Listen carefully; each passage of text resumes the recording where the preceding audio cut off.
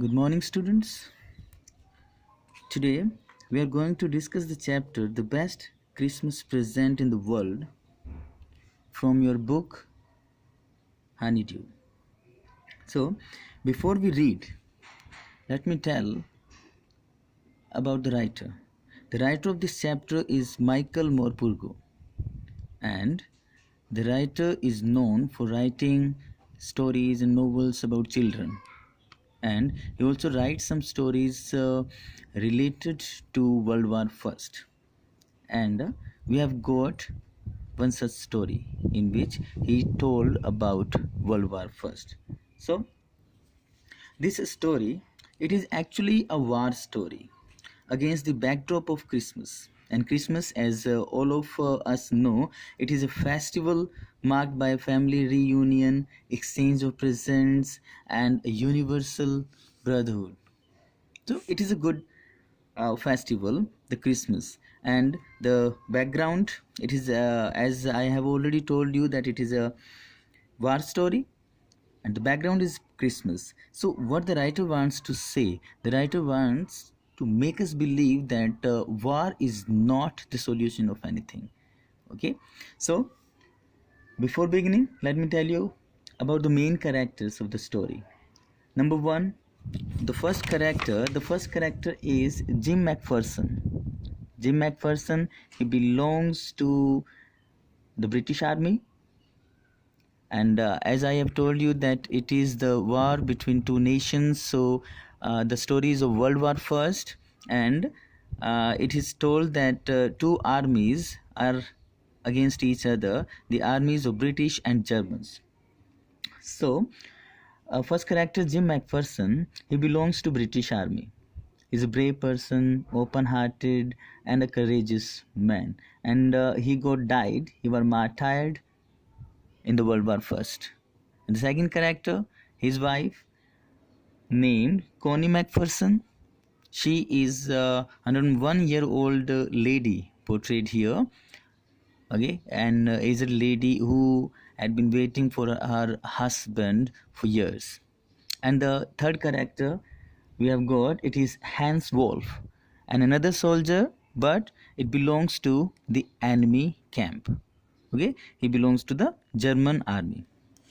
So as I have already told you that it is the story based on World War First, and it also tells about the peaceful celebration of Christmas between enemy armies. And here the enemy armies are British and German. Okay, so let's begin the chapter. Before you read, there are some dates or periods of time in the history of world that are so significant, that are so important. Okay, some dates and some periods of time, they are really important, that everyone knows them, that everyone knows and remembers them. The story you will read, The Best Christmas Present, the story we will read, it talks about one such date and event. And what was the event? It was a war between the British and the Germans, and the date 1914. Okay, so and later on so many dates are written, and the answer is based on page number 23, the dates, why these dates are memorable. So now let's begin the chapter. I spotted in a junk shop in Bridport a roll top desk. I here refers to Michael Morpurgo. Okay, so he spotted, he saw it here refers to a roll top desk, a type of desk having so many drawers. So he saw the roll top desk in a junk shop, and where? In Bridport.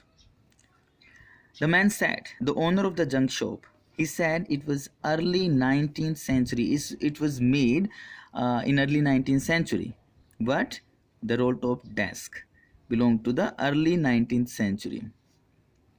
And oak means it was made of oak tree. That's why it might be expensive. I had wanted one. The writer wanted one such roll top desk, but they were far too expensive. but they were very costly. Okay, that's why he did not think of buying one. This one was in a bad condition, and the one that he had seen in that junk shop was in bad condition, not in good condition. The roll top in several pieces. Okay, so many pieces were there, the roll top onto the desk. One leg clumsily, oddly, in a very odd manner, not in a good condition. Mended. It was mended and not in a good condition. Scorch marks, burning marks. Okay, burn marks was there. It means it had been burned. All down one side of the desk, the burning marks were there. It was going for very little money.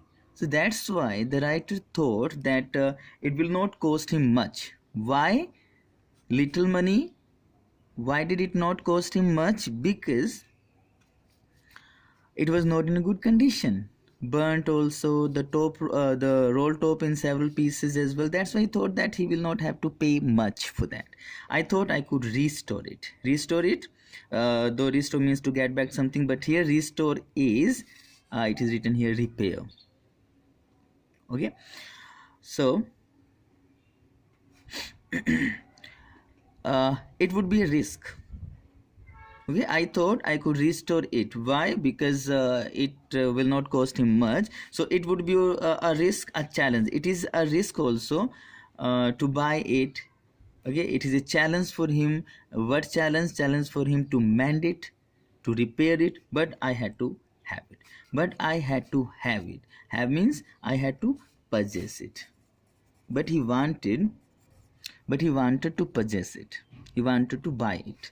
I paid the man and brought it back to my workroom at the back of the garage.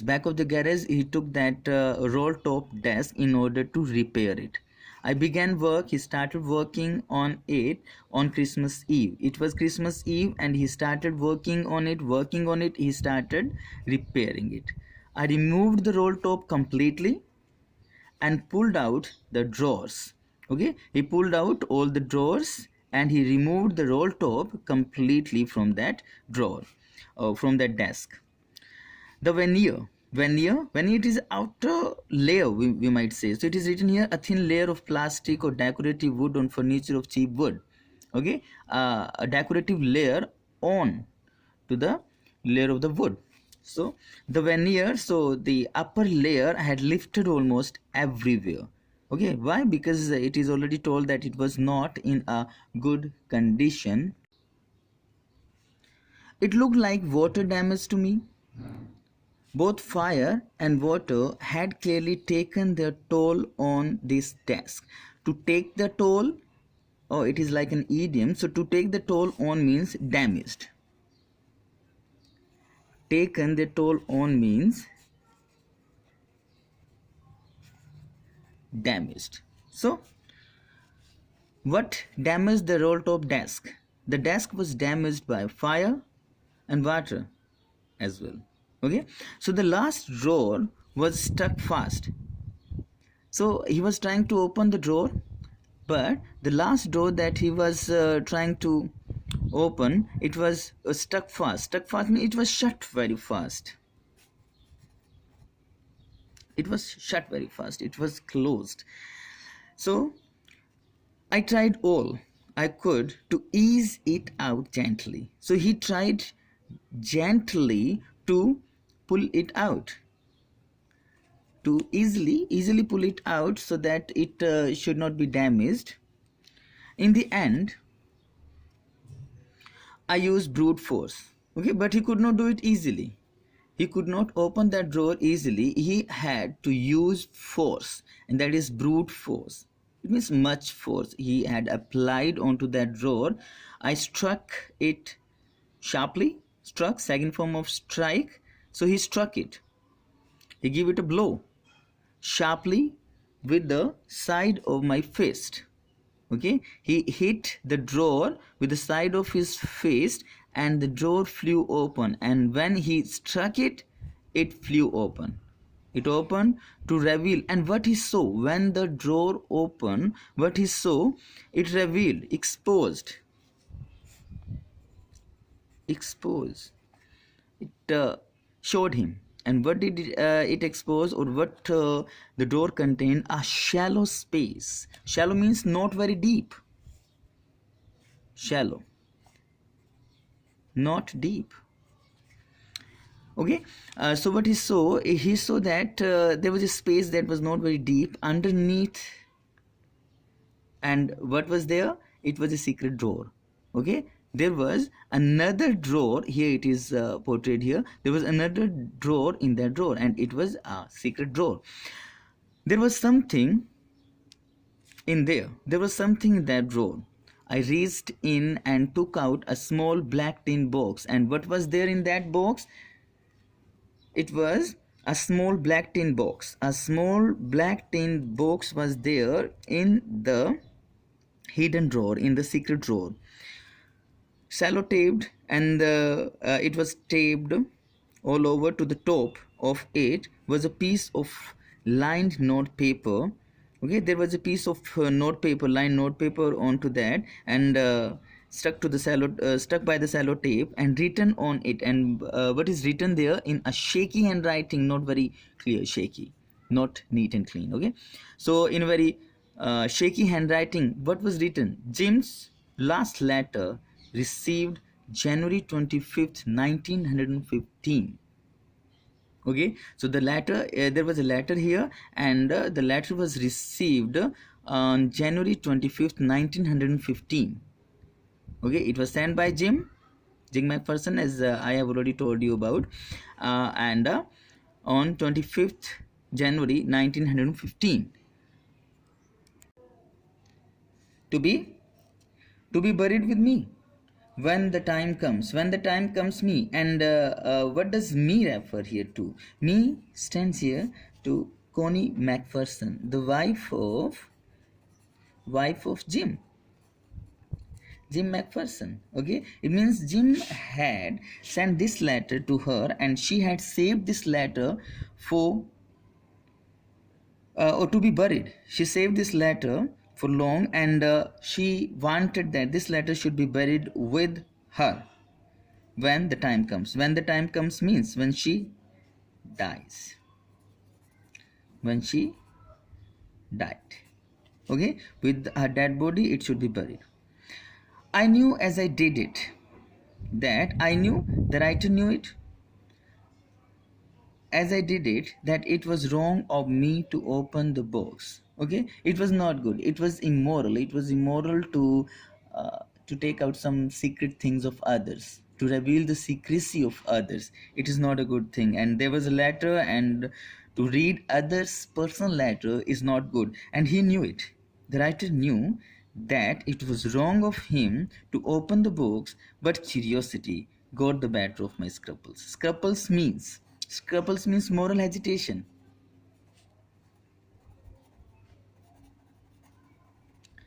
Scruple means moral agitation, but his moral agitation has been overpowered with curiosity. He was so much curious that he did not think of morality, and he opened that box. It usually does means what usually does. Usually it happens with human beings that their curiosity overpowers their scruples.